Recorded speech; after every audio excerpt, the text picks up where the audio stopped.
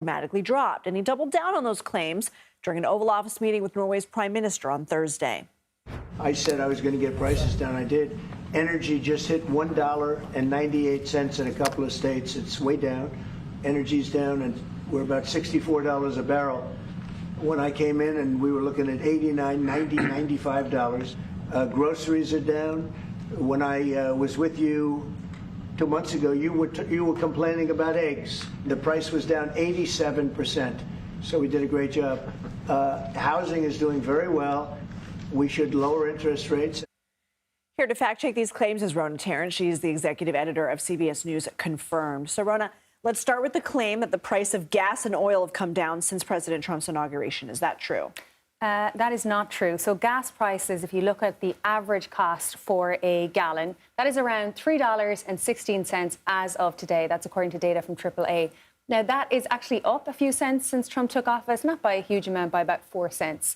But President Trump has made this claim a lot over the last number of weeks. He said that in a few states, at a few gas stations, that gas had hit $1.98. So we scoured around, we looked for any evidence of this. We actually spoke to a company called Gas Buddy. Now, they track prices at more than 150,000 gas stations across the country. They said they've also been looking for evidence of this. Okay. The cheapest price they could find was $2.19 at a gas station in Texas as of Thursday. So no evidence for that. As for the crude oil prices, about $64 a barrel, that's actually true if you look at a standard measure. But President Trump did exaggerate the price at the time he assumed office. It was around $75, not $95. Okay, so let's talk groceries and eggs specifically. The president claimed prices were so low, the White House was able to get all these eggs, thousands of real eggs for their annual Easter egg roll. What do the prices show? So if you look across the board at groceries, the best indicator of this is we have the consumer price index. So the latest was from February to March, and there was actually an increase of 0.49%. So a small increase, but an increase nonetheless. Actually, the last time we saw a decrease with this was actually March of last year. So it has been increasing. Now, for eggs, the president does love to talk about the price of eggs. It really depends. There's actually good news for consumers coming here. But there's two different measures. So there's the wholesale price. That's what the likes of Walmart or Costco will pay producers.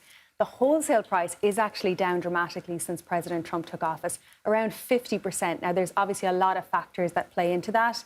The bird flu, for example, right. The supply has gone up because the effects of that have gone down. Okay. So wholesale prices are down. Unfortunately, that has not hit consumers yet because it takes a few weeks. So the U.S. Department of Agriculture released data. The latest data that we have is for April 10th, so it's a little old, but it's $6.23 was the average per dozen in March. So that was actually around record levels. But we do expect that price is going to come down for consumers, and we may see that in the latest figures for April. We'll have to talk another day about why it takes weeks for wholesale prices decreases to hit consumers. But quickly, home prices. The president says he's helped bring home prices down. Is that true?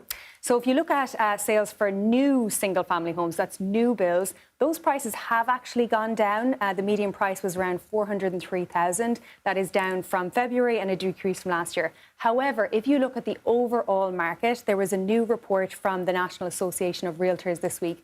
There's less good news there. The rate of home buying actually slowed down by about 5.9% between March and February, and those prices continue to climb. So they are actually up month over month, and they're up year over year. So overall, for the overall market, there's obviously numerous things that would play into that, but the housing prices overall are actually up. Okay. Rhona Tarrant, thank you for looking into all this for us. Thank you.